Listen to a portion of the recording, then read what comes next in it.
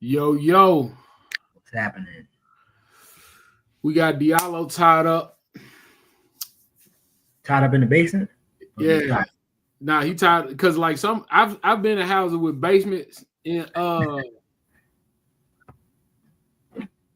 I've been to houses in Mississippi with basements, so we got him tied up in the basement, you know what I'm saying? And yeah, man, this is gonna be a very calm, fun, principle. What's another insult? I mean, Rational should have been. I don't know how he got in there with one of the Rationals, but I'll let y'all have that one for a little while. Yeah, man. I You miss know, you, bro. How you been?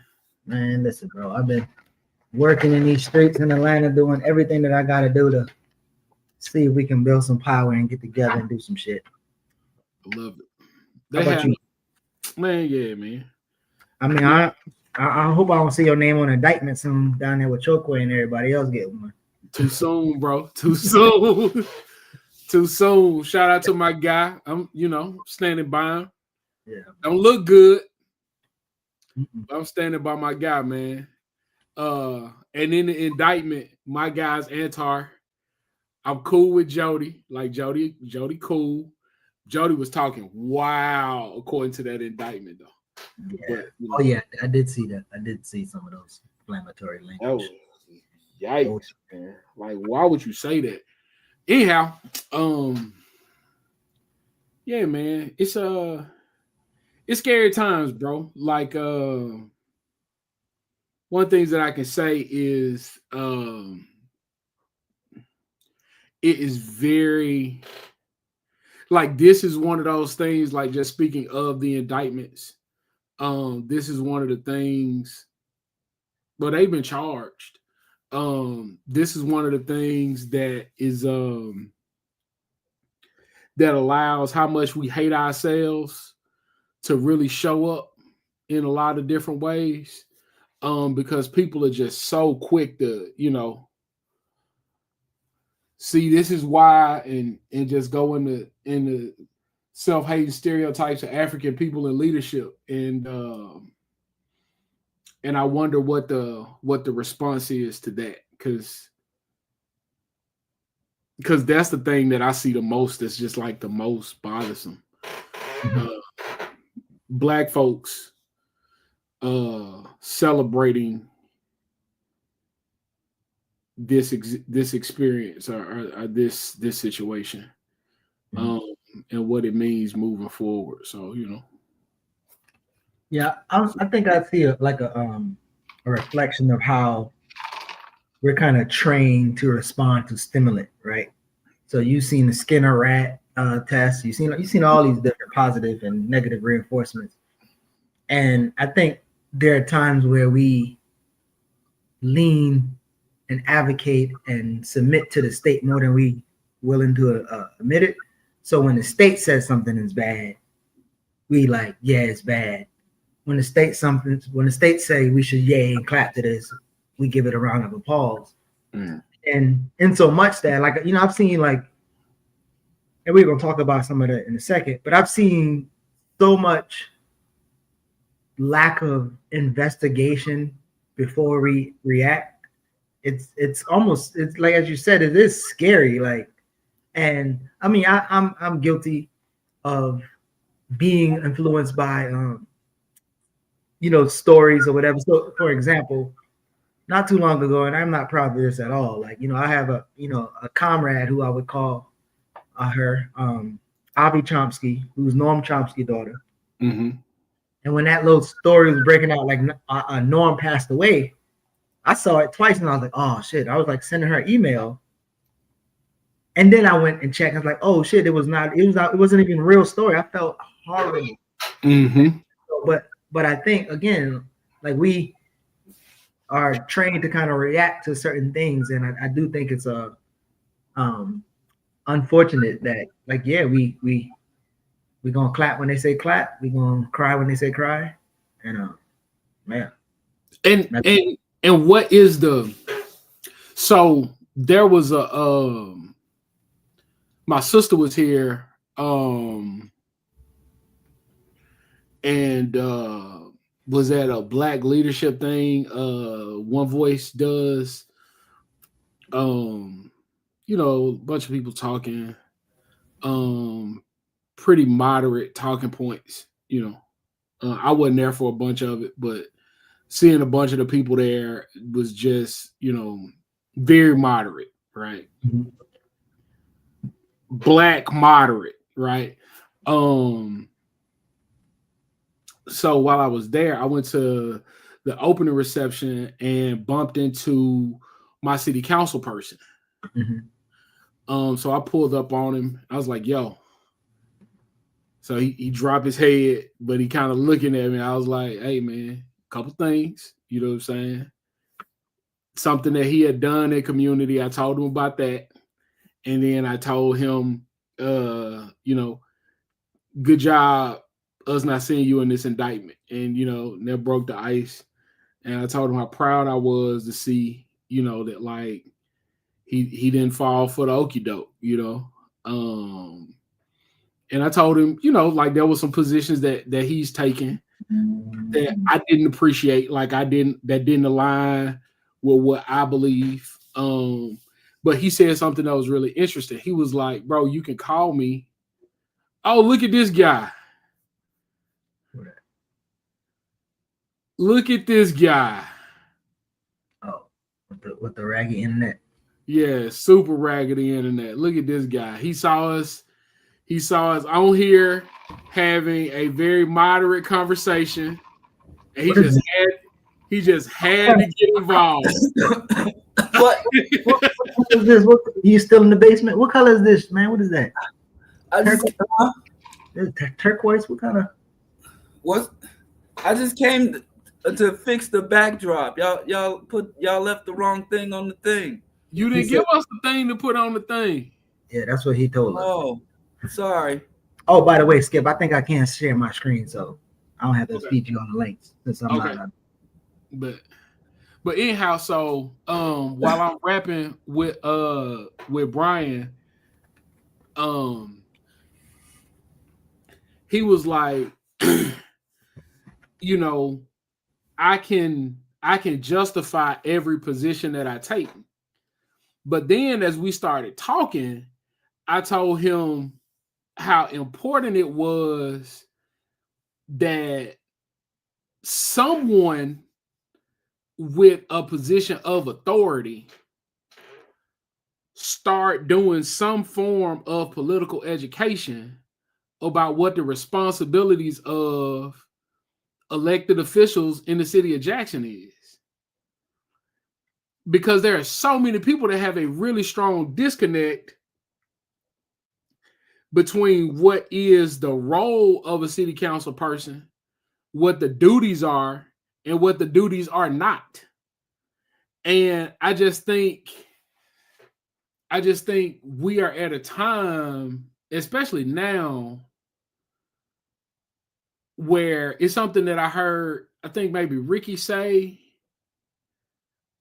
maybe it was Ricky, maybe it was Diallo. It kind of runs together, but like using elections as organizing events to kind of keep pushing things forward. And I just think it's really important that we find some way to do some form of political education going into next year's mayoral election.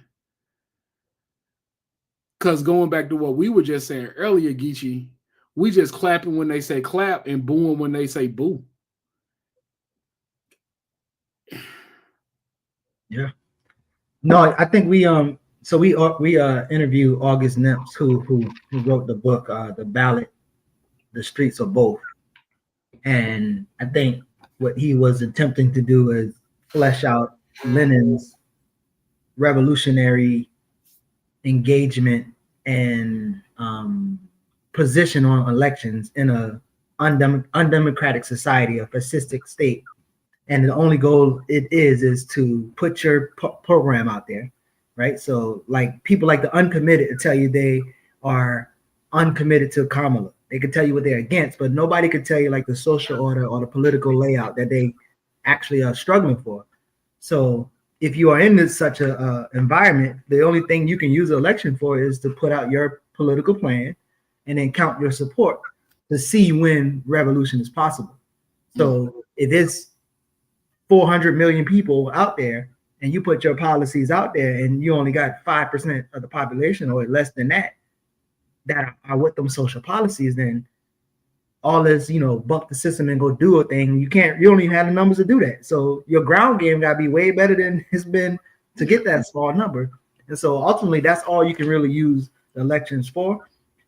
Can you get people in different spaces to engage in non-reformist reform? Maybe, but ultimately your goal is to use that site of struggle in the battle of ideas for political education. And I feel like that's one thing that we've conceded, right? Rather we engage in voting fetishism with August Nips call it, or we just be like, oh, we don't get into that electoral politics, all the shit is whack. And really what they're saying is I don't have the skills to struggle with these people in battle of ideas and kind of get people into understanding policies that promote the social order that we want to engage in. So yeah, I do think elections is a area where political education can happen. Because again, I mean, in the community that I'm in, like, I had a joke with an elder. I was taking him to get his eyeglasses, and the day before, we was talking about Cuba. And then on the way driving to get his eyeglasses, he was like, didn't they say Cuba got a dictator? I was like, were you there? He said, no, I ain't never been there. I was like, oh, well, remember I tell you they got free healthcare. Like, I guess we need a dictator too, don't we? So that way you don't have to pay for these glasses that you're going to get. And then the minute Trump wins, we started talking about like Maurice Bishop, which I love telling elders about Maurice Bishop, who be like, I don't know who that guy is. Because when I was in my mom's stomach, he was talking at Hunter College in New York. Then he went back, got murdered, and my mama had me. So it's like I'm always resonating with the story of like this dude was 5 miles up the road from my grandmother from my grandmother's house while I was still in my mother's stomach, and most people don't know about him. So having conversations with elders like that and talking around like the social policies that we want to see, I think you got a better chance of winning people over to those ideas as opposed to just telling people all the shit you're against. Here's a thing that I think we definitely ought to do, especially going into next year. I think we should do it here. Hey, bro, don't be on here doing all that coughing and shit, bro. Yeah, your veganism ain't helping you now, huh? Yeah, look at you. Ain't gonna be no vegan slander in here. Ain't gonna be no vegan slander today, bro. Proud vegan, big coughs. But I think we need to go into I think we should do something. I think a group of us should come together and kind of build a one of the things that we're doing at work is we have a calendar. That is we sell the calendar, we get a calendar away, like a wall calendar, old school wall calendar. I get y'all one. But I think we really should figure out a thing to do to kind of build a curriculum around identifying not just like Black History Month reports, but really identifying particular leaders and doing readings and engagements around those things and building content around it so people can kind of get an idea of who these people are that we talk about, like Maurice Bishop and Thomas Sankara, Amilcar Cabral, just off the top of my head. Like, what are the readings that we could be doing to kind of introduce folks here to them, and then do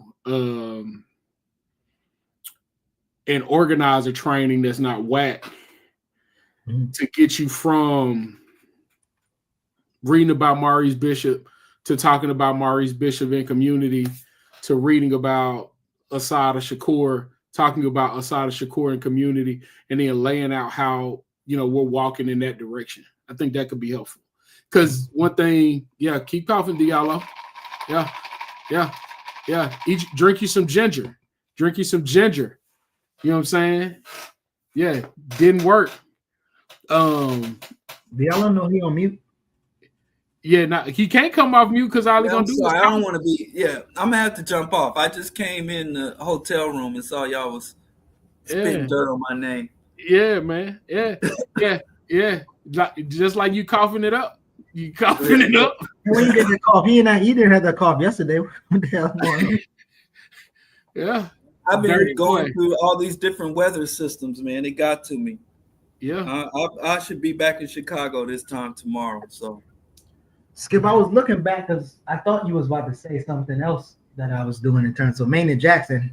Out of all the good ideas he had, um, he did have one at least. okay. And his goal was to build what he called the black card. And the black card was going to have 10 to 20 policies that directly impact black people. I love it. And he was going to push people into voting as a block. So when Mike Tyson come and say, hey, y'all going to vote for so-and-so, they can be like, what did so-and-so score on his black card? I And love it.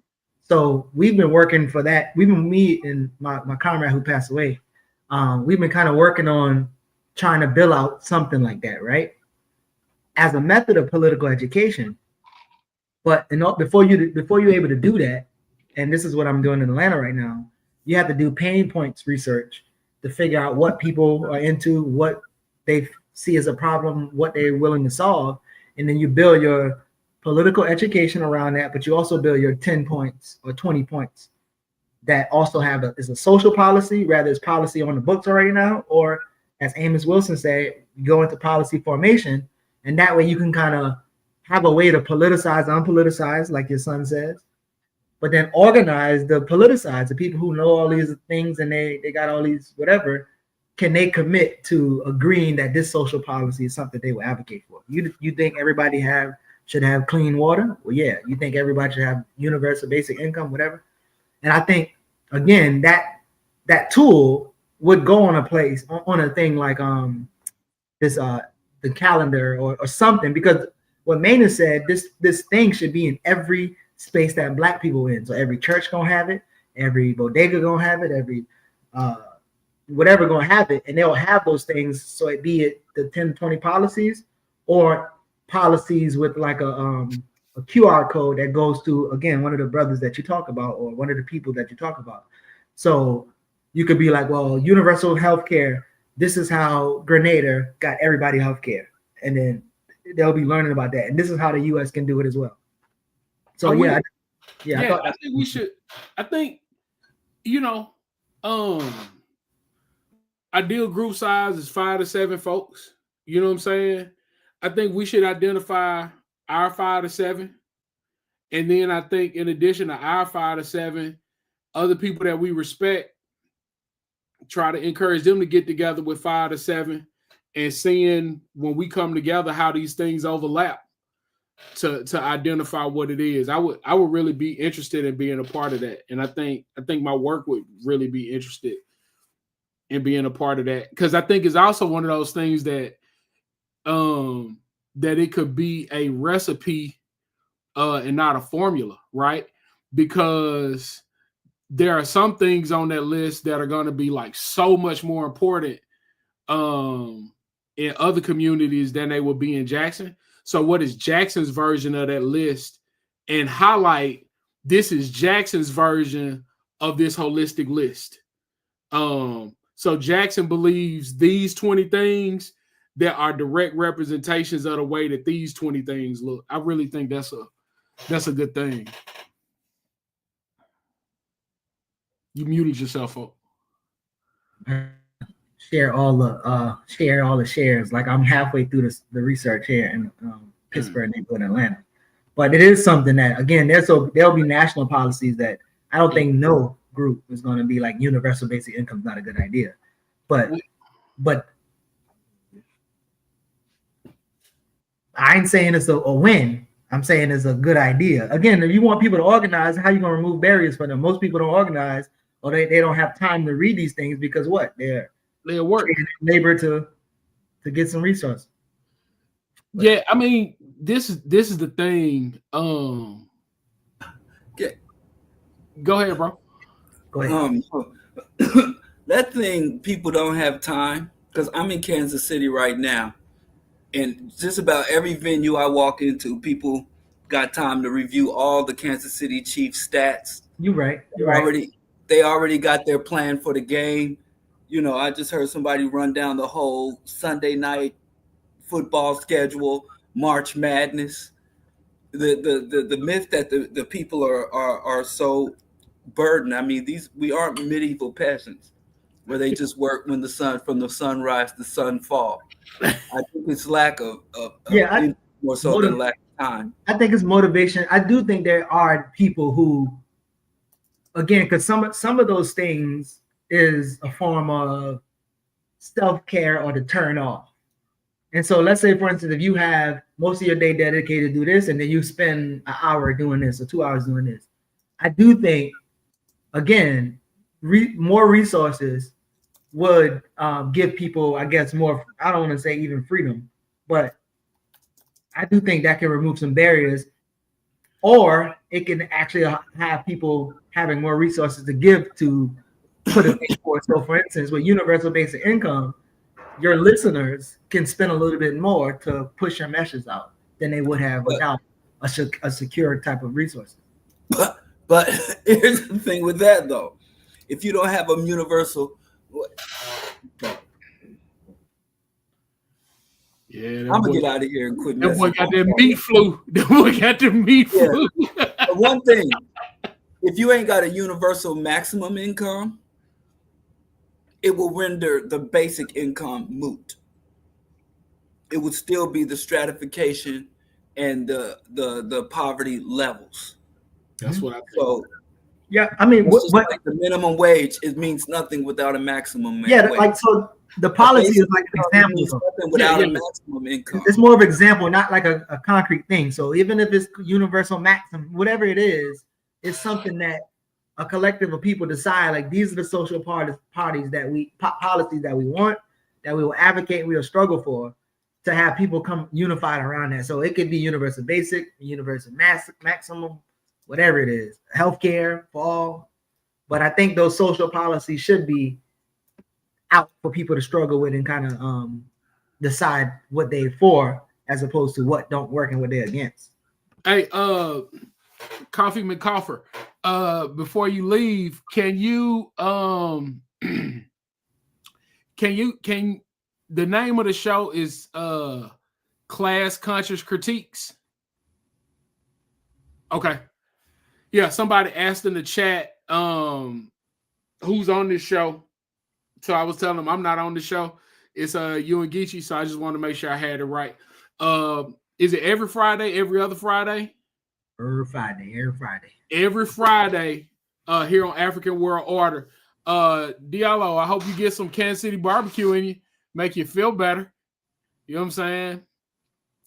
Don't get no cauliflower. Don't get no go get you. Yeah. I got to make one more run, and then I'm in for the night, and then I'm headed back to Chicago tomorrow. So listen. Speaking of Monday. All right. Speaking of these elections, bro. So there's always the response of, like, you know, we're sick and tired. And I was part of a call, you know, of some Atlanta movers and shakers. And on the call, they were talking about how they were kind of sick and tired of the same old, and everybody who's fed up. Now let's go galvanize ourselves and do something. And then when they started talking about what they're going to do, they started putting forth the premise that got them frustrated in the first place. The first premise was they was upset that Black women got on the Zoom call and raised $1.7 million for Kamala. The next complaint was that Black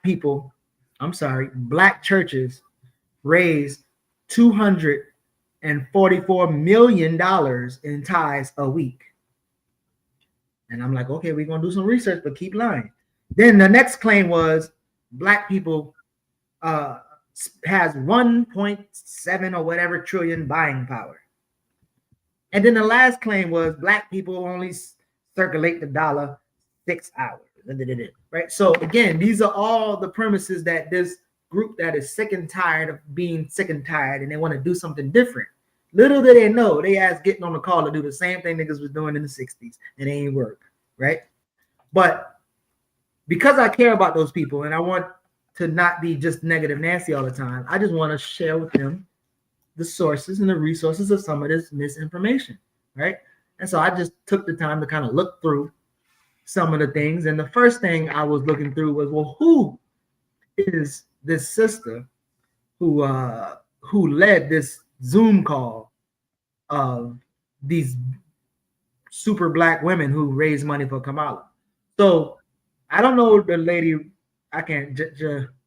You pronounce it. Jotaka Edie. Is that what you would say? I don't think you sharing it, so I'm gonna add it. Oh, I'm not. Oh, it says stop. No, I got it up there now. Okay, well, I don't do share it then. Maybe I can't share it and it's just lying to me. Yeah, it just didn't. It just didn't show up on the screen. Well, how about you share it then? Okay. But so this Jataka person. You put it in the private chat. Oh, my bad. I was about to, and then I forgot because I thought I could share it. There we go. My bad. We do two hockey 1923. Yeah. You know, never know. Things might happen one day. So I'm looking through, trying to figure out what's happening, and just trying to figure out who this lady is, or who the women who raise a particular funds for Kamala to win, or try to win, or whatever. Okay. So I don't know what's her name. Jataka. Yeah, Jataka Edie. Yeah, Jataka Edie. So if you look at Jataka Edie, and you just kind of see her background. She called herself the Olivia Pope of Silicon Valley. So that means she's into some spaces with some white capitalists getting a particular type of bread. And this is her LinkedIn. So when you look at the LinkedIn, people resume on there and what they've been doing in their lives and how they've been moving. So when you kind of look down to the bottom, she has more of doing stuff with the Iraq campaign. And there's a couple other things around like Iraq programs. And so if you are in the service of U.S. You're a U.S. operative, you could get spaces where you help dominate or colonize a country, destabilize Iraq and keep a command center on Iraq and run programs to keep command centers on Iraq. You will be a little different in the upper class, and you might be able to move into Silicon Valley and be successful and play around with white capital, and you take that white capital to fund a campaign of a black woman who's still running white boy interests. So these women who are able to raise those funds, and a lot of times the funds doesn't come from other black people. The funds comes from their white friends with real bread. And so when you say, oh my gosh, like these black women are doing, like, again, these aren't the typical black women that's raising funds. And even if there was, who cares? But if you want to make the same deals that she made in terms of destabilizing other countries, you want to play footsies with white boys in the tech business, then you can have a lot of money too. But ultimately, putting your money behind Kamala, right? And all those money gets spent on ads. So there's black businesses. What's your boy name? Roland Martin got some bread from the Democratic Party. Oprah got some bread. Megan Thee Stallion got some bread. So that money that you're giving to them is given to your entertainers to tell you to vote for them. So essentially, I don't really know what those women was complaining about that little thing. But again, I just don't think that we sit and actually think through the things that we have problems with so we can create solutions. Because start your solution, your conflict off of we're not circulating the dollar, when you know that most of those millions that those black women raised wasn't coming from black people. It was coming from her white colleagues with bread. And so, I don't know. You want to sell biscuits and unks and stuff to each other and incense to get your money?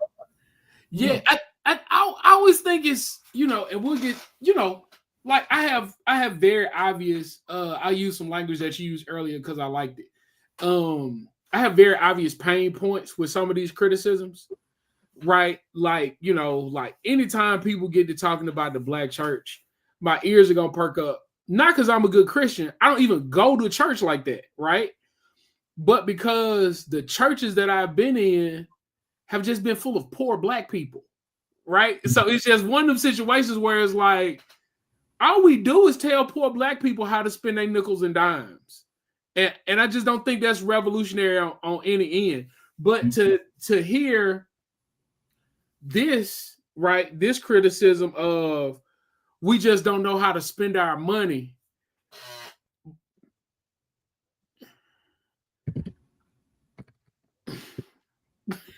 Like, okay. So what does $1.7 million do? And I'm not saying that it's somebody with $1.7 million. I barely got $17, right? What I'm saying is if you gave me as an individual $1.7 million, my life is very different. Here's the thing though. How different is it for how long? Right.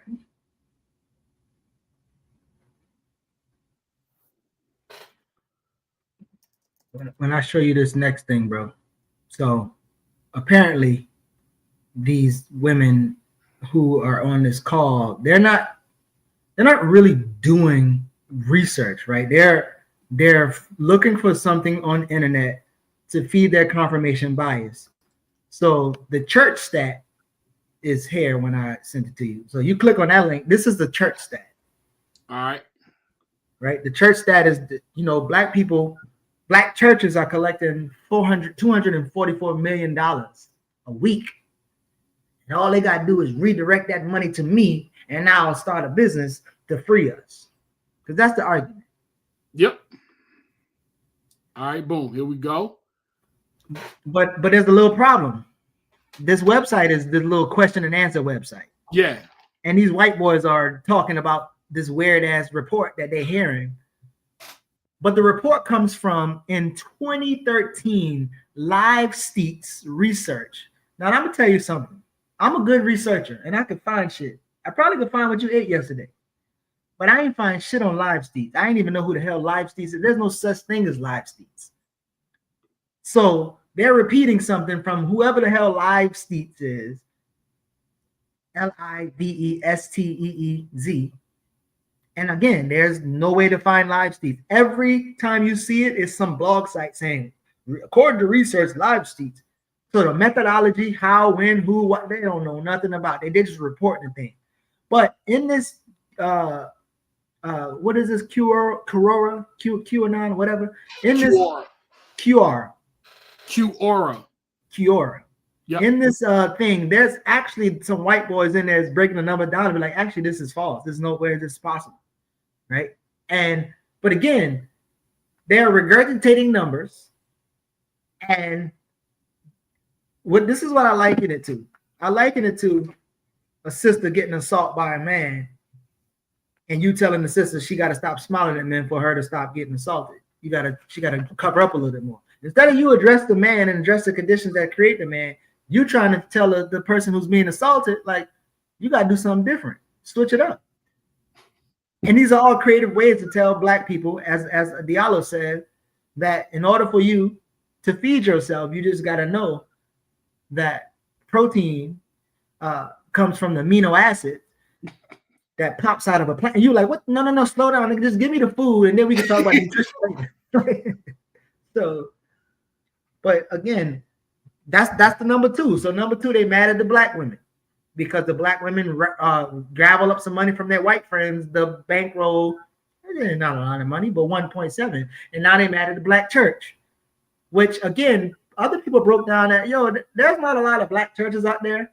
And a lot of the wealthy black people don't go to black churches. They go to them big ass mega churches. And so we want to kind of pay attention to, like, again, what's the methodology to get this data that y'all always claiming that we have, right? Yeah. So again, you can have all your critiques of the church and church for all you want, but you ain't got to lie on them. There's some good critiques out there, but just making up stuff and lying, I don't think we need that one. Yeah, it's something because I asked Jared this question. And I wanted to be sure to let him know that this wasn't a gotcha, right? Mm-hmm. And one of the things that he said was, even assuming that it is true, it's still not enough money to change our condition. So it's like, oh, okay. Well, that's all I wanted to know. Like what is the criticism here of? And I think, I'm kind of shocked that my math was mathing. I was like, well, it is not enough Black people to give that much money. Like if it's, the math doesn't math. Like, that many Black people don't exist, And again, I know too many churches that are essentially storefront churches where the pastor has a real job, and the congregation is his family and a couple friends. They barely paying rent. Like, if the pastor stopped working, if he did not have a career, the church would not pay rent. So what are we talking about when we're being so critical of Black people giving to an institution to keep it open?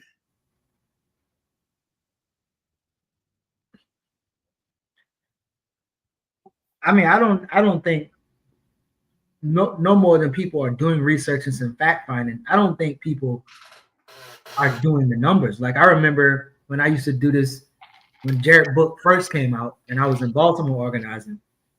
Like, I had a rough time in the barbershops and other places, and I was like breaking it down. Like, okay, let's do the number, let's do the math here, right? You have this amount of money, and so even if you break down like the 40, the 1.7.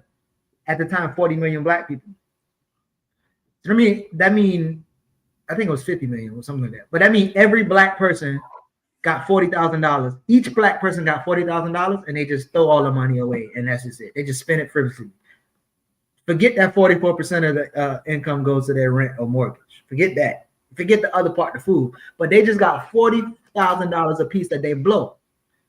But I'll pause. If you celebrate LeBron getting $1 billion, well, when LeBron get $1 billion, that means 120,000 Black people gonna have zero now. So for every billionaire, that's 120,000 that got zero. So whenever you do the average, that don't mean everybody got 40,000. That means the LeBrons and Michael Jordans and the Rihannas mean niggas got zero and negative zero.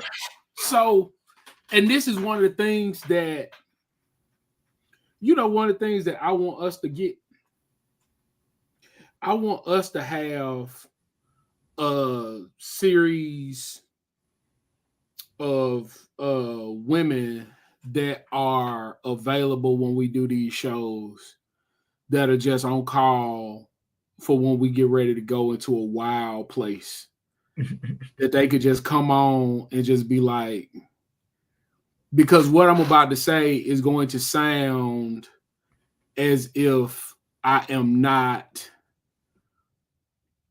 aware of the material conditions of Black women. But this is one of the things that I say regularly about this Black male, Black woman pay gap. LeBron skews Black men numbers crazy. There's a Beyonce, there's a Rihanna, but we can name far more Black male athletes that are skewing our numbers. And I'm not saying Black men don't make more than Black women, because I heard when we were doing some election work this year, this little girl at Crystal Springs High School, it's in the next county over, she said something that was fascinating to me. She said that when boys, and she's talking about high school boys, when boys go to work at the Kentucky Taco Bell that they have in their community, they start them on the grill so they make $10 an hour.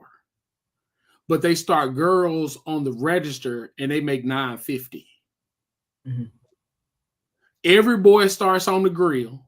Every girl starts on the register. Now, that's a pay gap. And I don't know why anybody is making more or less than anybody else at the Taco Bell Kentucky Fried Chicken. Like, I think anybody should be able to work the grill. Anybody should be able to work the register. Saying all that to say, Black people just don't have it. And we keep trying to talk about all these ways that if we did something different, we could have it. And you're not getting blood from a turnip. You it's just not the way it works. And I don't know why we insist on having that conversation. I mean, I think it's kind of like an age-old conversation that it becomes exhausting because, again, like I don't think you even having people who are serious about like reading or even studying something or following through something. So I don't know, like it's almost like people, like again, the sisters on this call, if you let them tell it, they was doing a brand new thing, and this is something that never has been done before, and I'm like, that's not what's happening right now. That's not what's happening right now. Like, you don't even know where you get that number from. Like if I would have been like, oh, you know, live skeets or whatever the people name, they were like, live skeets. What is this? Like, it's like I don't know, but that's who came up with that number that you got, and I don't know if they can count. But and then again, they end up celebrating the weirdest people who, like, there was a I don't know, there's a viral video of a sister named Kimberly Jones that went around, started talking about, you know, Monopoly game and how it was rigged, and then she went viral, but then she also ended up writing a book on how we can win. So she talked about the rigged Monopoly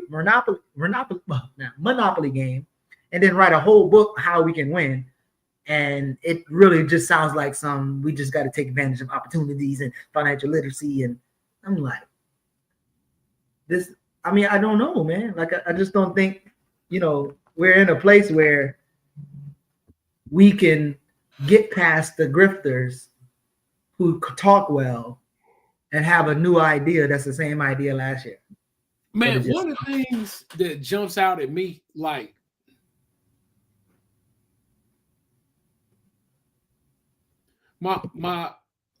this guy said that we don't want parity. We want to be on the other end of disparity.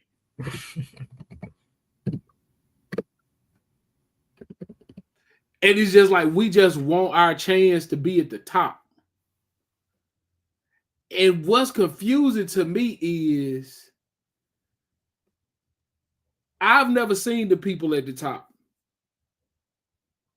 I've just seen the way they act. And they act miserable. Because let me tell you something, Geisha. If I got billions of dollars, like, I am legit acting. You know, one of my biggest dreams, bro. You remember in the Streets is Watching video when Dame Dash walked in the shop and was like, "Give me this wall." Oh yeah. This comedian Ali Sadiq tells the story of going into Foot Locker and saying to the manager, "Close the gate." And he bought everything that everybody wanted in the store. That's all I would do. Mm-hmm. Like, I got $1 billion. Like, I have billions of dollars. Somebody could be like, "Oh man, I just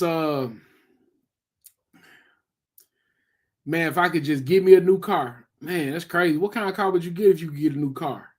Man, I seen a Camry. It was $1,800. That's all you need, bro. Yeah, man. Like, it's nothing that I could want. Like, I don't have $1 billion of ideas, of desires, or labor, or like, I mean, but I'm just talking about like assuming that I had it. Like, there isn't a thing. Like, after you've done so much, it just kind of turned into like, what's left? Like, why would I want? You know, we was with Renee and Tume and Jared. We I don't know if we're gonna do it regularly, but we like watching these movies and having conversations around it. And then Tume suggested Seconds, and I never heard. I don't think I ever heard of Seconds. This is an old ass movie, and the movie, and I don't know if anybody ever saw it, but the movie, the guy, he hates his life, and his homeboy called him who's dead, and he's like, this is not you're dead, and he came hanging it up on him. And finally his homeboy is like, yo, do this and walk over here, and he's like, see, it's me, only I know that. And then homeboy say, I need you to go to this meeting. He goes to this meeting where these people are literally killing you off and giving you a new body transformation to where you be another person and you can live with a new identity, all the money you need, all the resources you need, as long as you don't go back and fuck up what you used to be, as long as you don't let nobody know. And I mean, within I don't know how long, but it feel like a day, he was like, he needed to go check on his wife. So he went back and checked on his wife. And his wife pretty much say like, yeah, you was miserable. And so he wanted to go back and get a whole nother body again. So like the movie is freaking. I gotta watch it again still. Yeah, let's do it. But it's like, I don't know if it's playing on like, even if you had all that you want materially, if you don't have what you need socially and against Diallo's wish spiritually, you still gonna be shit. Like it still ain't gonna really work out for you.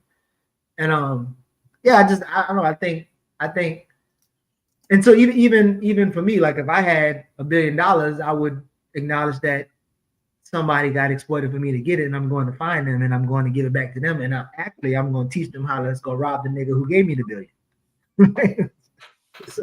so that's what we gonna do. But yeah, I think I don't know, man. I wish John Henry Clark would have write more on ego starvation. And I know it had something to do a lot with class. And I just remember him talking about it. And I remember he said he was going to write a book on it, but I guess he transitioned before because I haven't found it. But I think it really speaks to, because it's married to like proximity to whiteness and then like middle class aspirations. And little do we know, it's really not the money that you actually want. Like it's the relationship that provide you a quality of life that you actually want. And buying it doesn't make it of quality. Buying it just makes it like be there and you have stuff, but it doesn't really make like you have to manipulate people to like you now because they like you because you got money. Bro, man, I can't remember what country it was from, but there was a proverb that was like, my children run to me when I'm empty-handed. That's it. Like the joy I have, like you saw it. Like my boys see me and they like, yo, what's up, bro?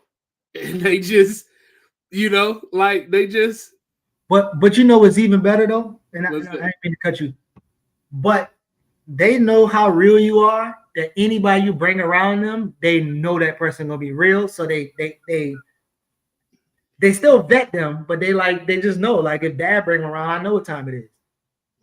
Cause it's like, I'm telling you, but I think I am like this with kids in general, but like 2 seconds is like we family already. Right? And they ask about you all the time. Yeah. Like, bro, like it's just, it is a very, I just don't understand it, man. I just don't. Like, for me, I just don't. What else? Like, what else do I? What else? Man, like, what else is there, and why are we so interested in that? So I've told this story. I think I may have told you this story before, but assuming there's some people who haven't heard it online, there was something happening with the moon. I don't remember what it was years ago. I get up, I leave the house at like 2 o'clock in the morning, 3 o'clock in the morning, whatever time it was, and I'm looking for the best place to see whatever's supposed to be happening with the moon. Mhm. Riding around everywhere we go, you can't get it, you can't see it. It's clouds, it's too bright, whatever it is. Boom. I'm getting sleepy at this time. I'm like, hey, let's just go back to the house. So I'm going back to the house. And as I'm pulling in my street, I can see the moon. And it's like, oh my God, like I can see it.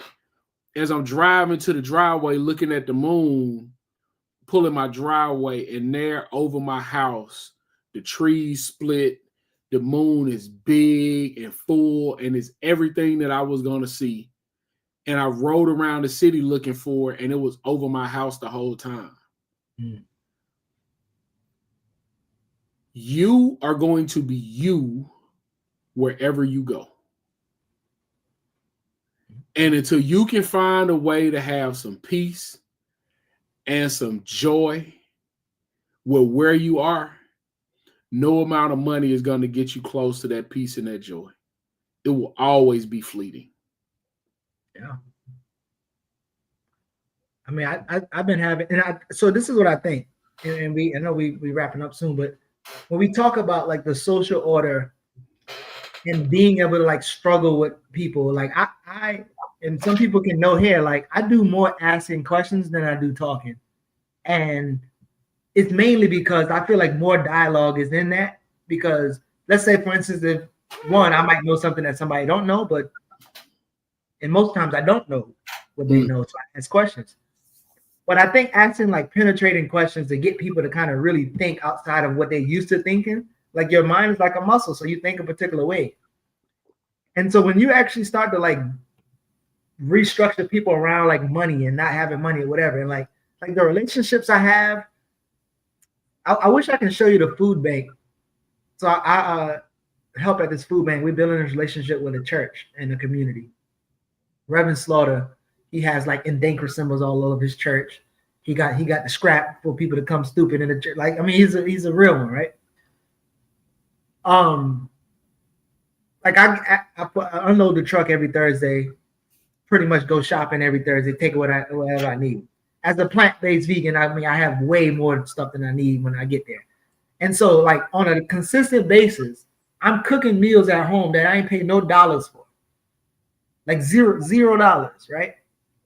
But on top of that, it's showing you that these companies, well, Whole Foods, Trader Joe's, Kroger's, they got so much food and they produce so much food that they can give away a whole store full of food and not lose a profit because they done made hand over fist profit. So it's like showing you like literally everybody in the damn country can be fed like that. And if Cuba can feed everybody with a fraction of that, like what can we really do? So when you start getting people to think about those things, right? So every time I go to the elders, I got 2 elders up the road. Every time I go to them, I'm taking food and fruits to them, and we talking. I'm taking an elder around, and he was like, "Oh man, thank you." I said, "If I got a car, we got a car." Like if that's the conversation that we could keep having, and like, bro, you engage a fraction of what socialism can be, and it's very, very easily done and sustainable. And the conversation about you worried about elders not being in their houses because they build a fucking belt line to raise the prices for the houses and push black people out, you won't be having that conversation no more. And all that comes from treating each other in a way that like is regenerative and is mutual respect.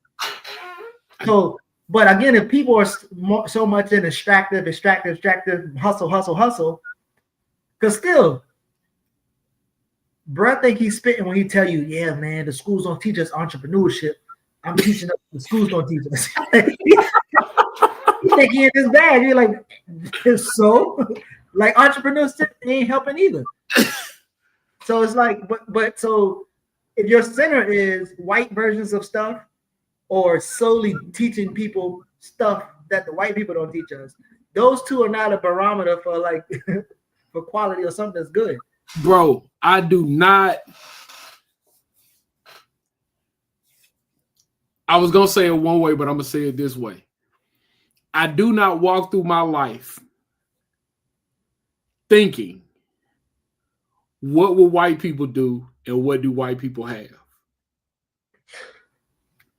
Like, I just, like, it's just, that is just a, something my brother Max say all the time, bro. It's like, he called it a football bat. like it's crazy as a football bat. Like what? Like what white people have, what white people do never crosses my mind. Like it is fundamentally a non-existent thing. Like it's not something. Miles Garvey go to private school, right? And he was not struggling. He was really just being popular. And he couldn't manage being popular and doing the work, right? Yeah. So I keep getting these low grade notices. So I say, hey, bro, like, you know, you ain't over here to be the man. You're going to be the man wherever you are. Mm-hmm. You over here to get whatever you can get so you can do whatever needs to be done for our folks. Yeah. Like, you're not special because you over here.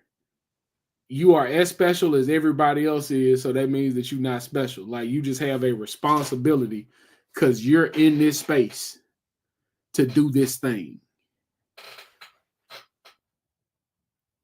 I didn't send my son over there on some, these white folks got this, so this the best.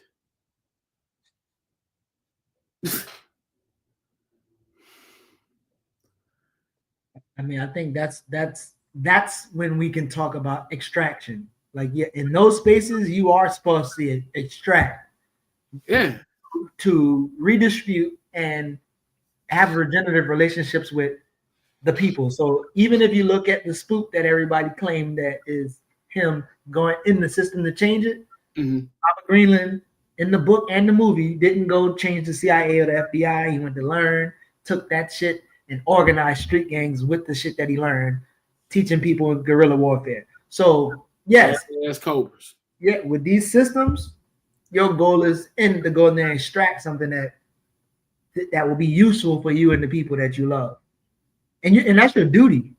Like, that's a responsibility. You're like, and so again, and trust me, I'm the same cat. Maybe that's why I know, well, August, but same as Miles Garvey. My teachers used to tell me, like, if you was the same student you was in the last half of the semester that you are, I mean, if you was the same student you was in the whole semester as you are the last half, bro, you would be a 4.0 student. Because the whole time I'm popular until crunch time coming out, you got to make the grade to get out of here. Yeah, I got to get out. Bro, yeah. Like, I just, like, it don't make no sense to me, bro. Like, I just,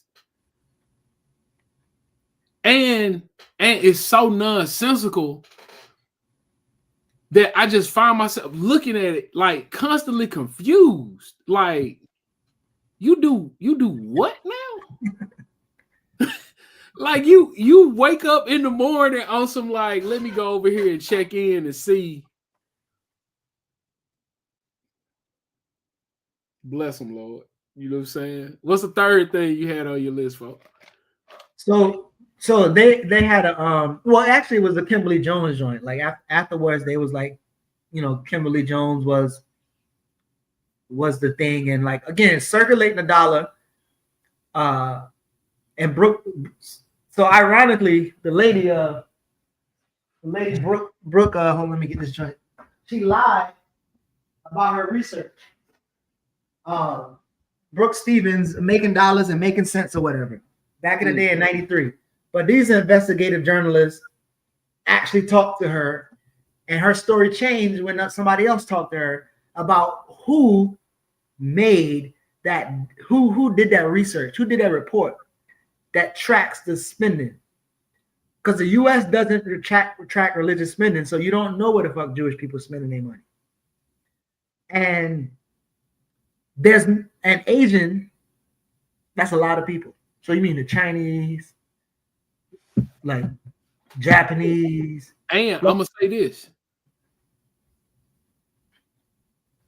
You ever met the Hmong? Anybody that's from the Hmong people? Mm-mm. See, people talk about Asians, and they really talking about Japanese, Korean, maybe Chinese, but Japanese, Korean. They talking about white folks. Yeah. They're not talking about them brown Southeast Asians. They're not talking about Bangladesh. They're not talking about the Hmongs. They're not talking about Cambodians. Right? Because them real poor people. Like, and don't get nearly the amount of Korean, Japanese shit that they get. You know what I'm saying? Like, they not talking about them when they talking about Asians. Right. Yeah.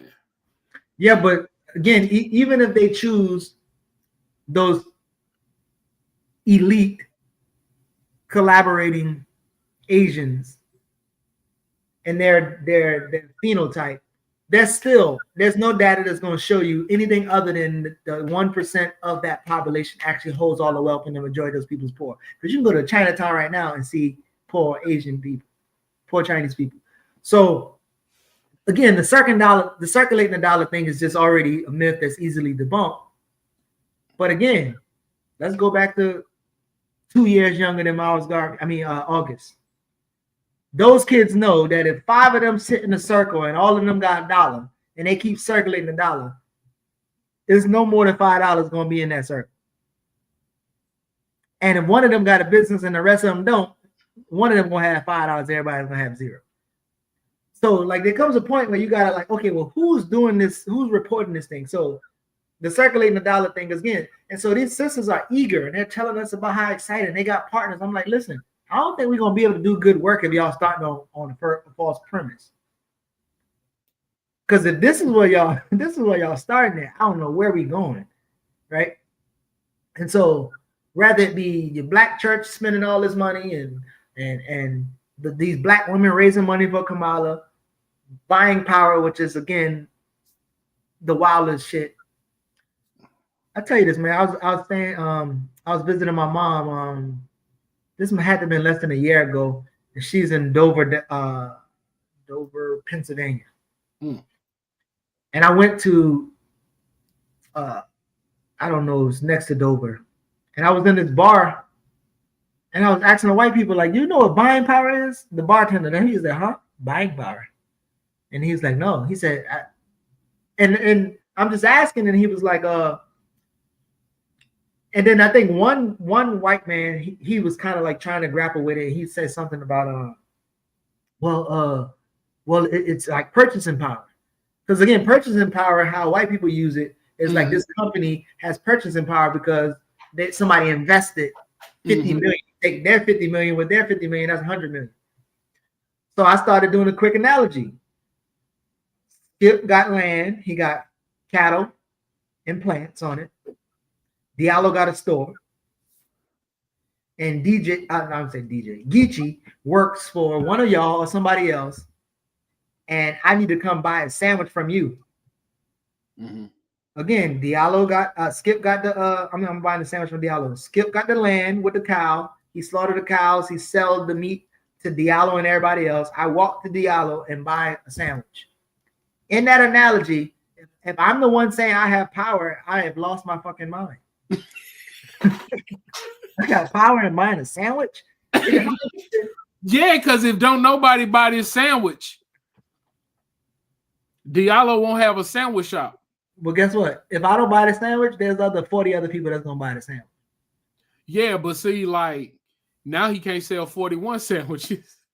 He already made so much profit off the first 3. Everybody else can eat the one for free. But so yeah, like I just want to be in rooms and they end the conversation with off any critiques y'all have, feedback, you know, even if it's constructive feedback, we open to it. Well, they cancel our meeting Thursday, so we ain't get to talk. So maybe in 2 weeks we'll talk. But I'm just going to show them the data and then have them kind of react to it, and hopefully that don't get me kicked off. Because I be getting kicked out of a lot of communities, man. I got kicked out of the conscious community once. So. Hey, bro, you better than me because I ain't never joined. I didn't join either. I didn't say I joined. I just said I got kicked that's out. no way you get kicked out if you join. No, listen, I used to do viral videos, conscious comedy, and they just threw me. I was speaking on panels and lectures and stuff. Often just they was like, yeah, they had me in. I got Professor Griff and Dr. Mayad and all these people, Baba Baruti, and then I started asking questions. And they said, "You got to go, bro." You want to hear my you want to hear my Professor Griff story? Yeah, because it's probably worse than all of mine. I got 3. Nah, I just got 1. So I get called. I do this show at Russ College. Mm-hmm. So I show up before I rock. Professor Griff is doing a lecture. Spaceship. The lecture is The lecture is demonic symbols in rap music. Oh yeah, I've heard that shit. So he talking about Beyonce got blood sacrifices, and this is when she becomes Sasha Fierce, and he got like the videos up and a laser light. Like just like, bro, like what the fuck is this? And he keep giving out his phone number. At the thing, he was like, anybody got anything to say, hit my line. So one night, I done hung out with my buddies and I done told them about this. They were like, man, call that nigga, man.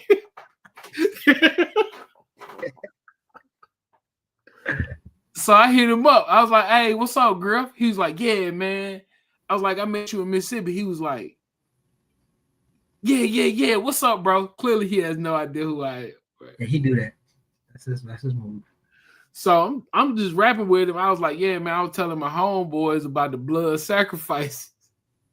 So he started talking about it. I was like, so let me ask you a question, bro. How I get down with the Illuminati? Sell these records with the Illuminati. Griff wasn't too happy. he wasn't too with me. Because I was really like, bro, like, how you know so much about a secret society? Like, help me, bro. I don't know.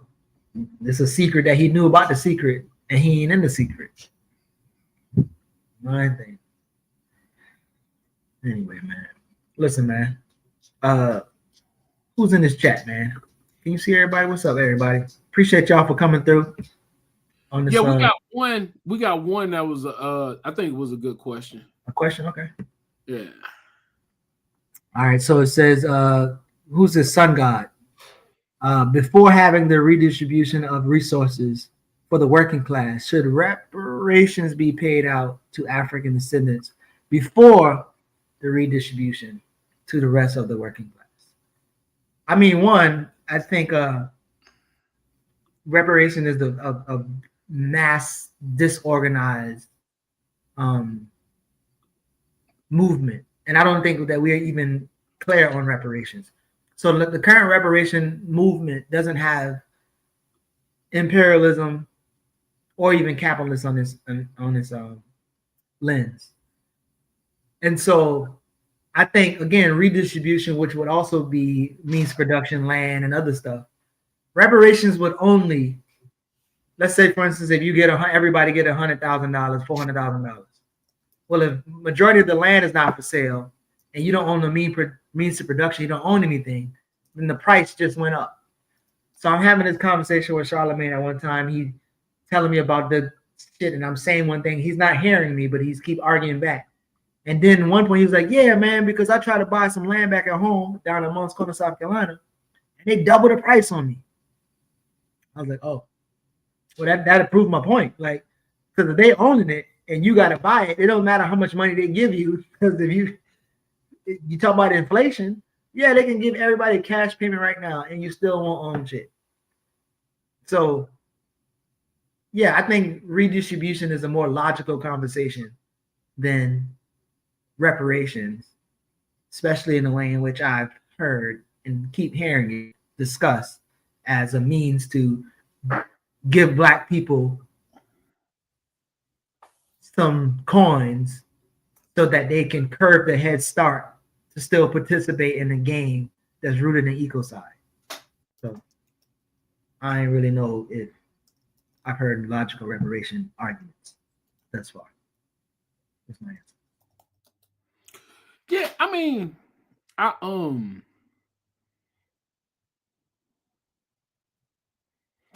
so if we're gonna do a radical redistribution of wealth,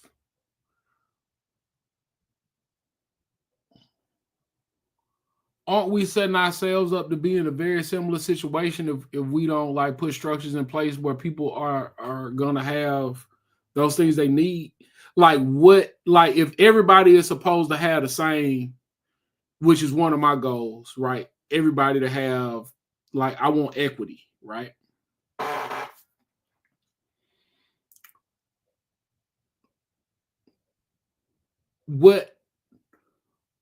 How do I have equity if I have more?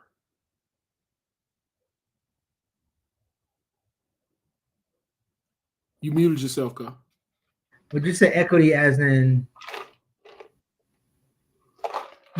the amount that you put in is what you get out? Like the work that you put in is what you get out. So for instance, even in like Cuba, the person who decides to go to free school all the way up, they're gonna get paid more, but it won't be no more than I guess 2/3 of the person under them. So people will have different levels of money depending on their dedication and work they do and the amount of work they do. Right.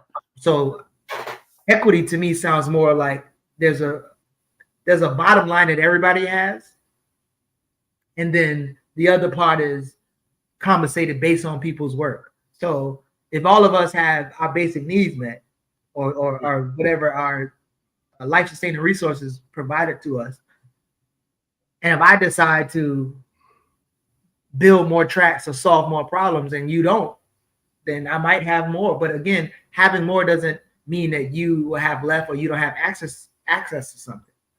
So I'm not really concerned about like who has more per se. I'm more concerned about who does and who doesn't have access, fair access, equitable access to life-sustaining resources. I understand that. So yes, I don't disagree. What I'm saying is, what can you give me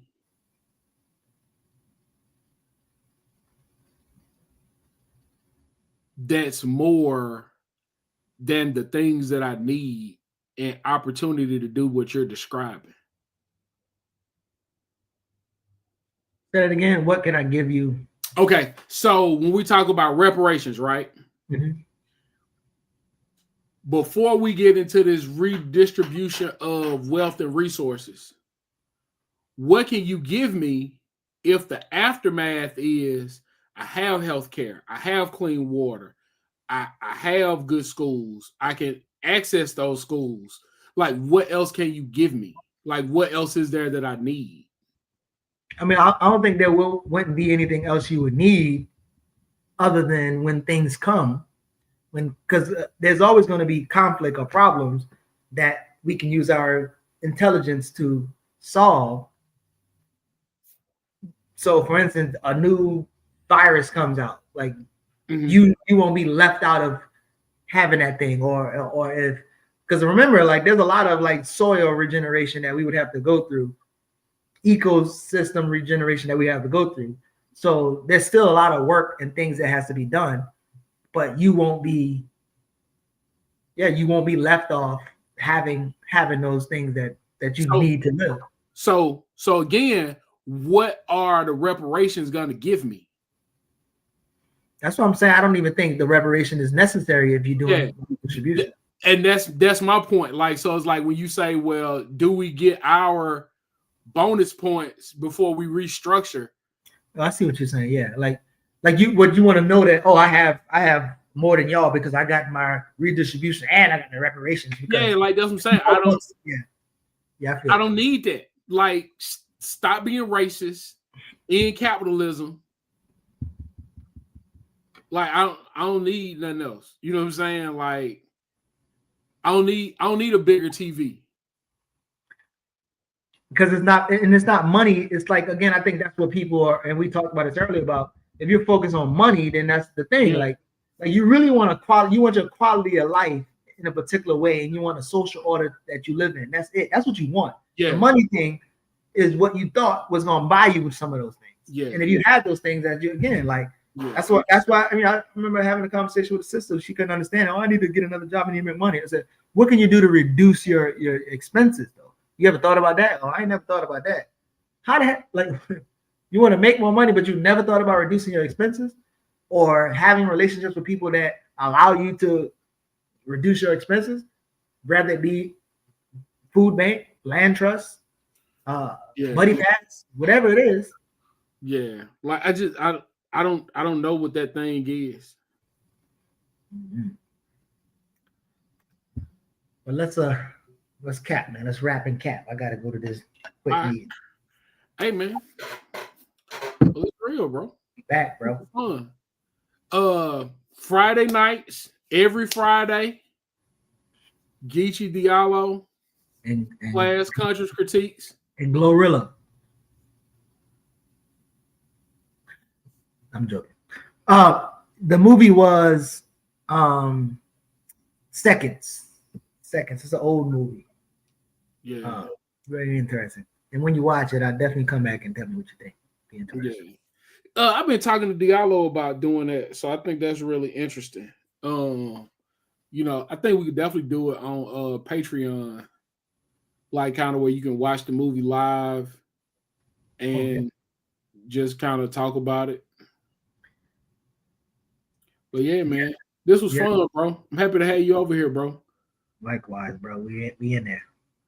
But let's wrap offline, bro. I love you, man. All right, love you too, bro. All right, man. Right on to the real. Peace.